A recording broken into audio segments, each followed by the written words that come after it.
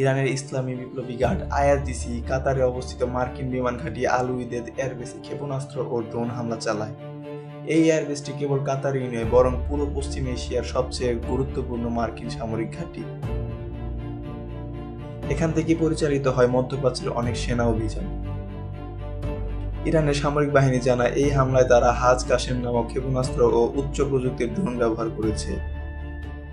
তাদের দাবি, হামলার লক্ষ্য ছিল শুধু যুক্তরাষ্ট্রের সামরিক অবকাঠামো। বেসামরিক জনগণের বা কাতারের কোনো ক্ষতি যাতে না হয় সে বিষয়ে তারা সচেতন ছিল।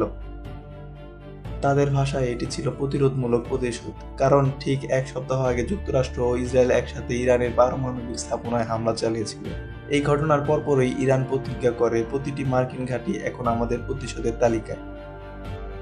ইরান আগেই কাতার সরকারকে হামলার বিষয়ে সতর্ক করেছিল। বিশেষজ্ঞদের মতে এই পদক্ষেপ ছিল ইরানের কৌশলগত নরম বার্তা, যেন তারা যুক্তরাষ্ট্রকে আঘাত করলেও কাতার যেন ক্ষতিগ্রস্ত না হয়। সৌদি আরব, বাহরাইন, সংযুক্ত আরব আমিরাত, কুয়েত, জর্ডান এগুলো সহ বেশ কয়েকটি উপসাগরীয় দেশ এই হামলার তীব্র নিন্দা জানিয়েছে। তারা বলেছে, এই ঘটনা কেবল কাতার নয়, বরং গোটা মধ্যপ্রাচ্যের স্থিতিশীলতার জন্য হুমকি।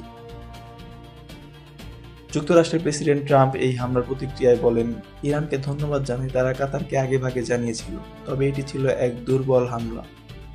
তিনি আরও জানান, পরবর্তী 48 ঘন্টার মধ্যে যুক্তরাষ্ট্র প্রতিক্রিয়া জানাবে।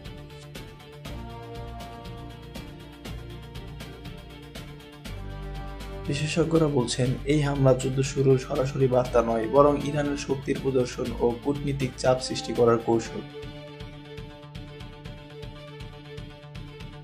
ইরান চায় পশ্চিমারা যেন আবার পরমাণু আলোচনা টেবিলে ফিরে আসে। আর এই ধরনের হামলা দেখিয়ে তারা বোঝাতে চাইছে, আমরা দুর্বল নই, সমঝোতায় এলে ভালো, না হয় প্রস্তুত থাকবে।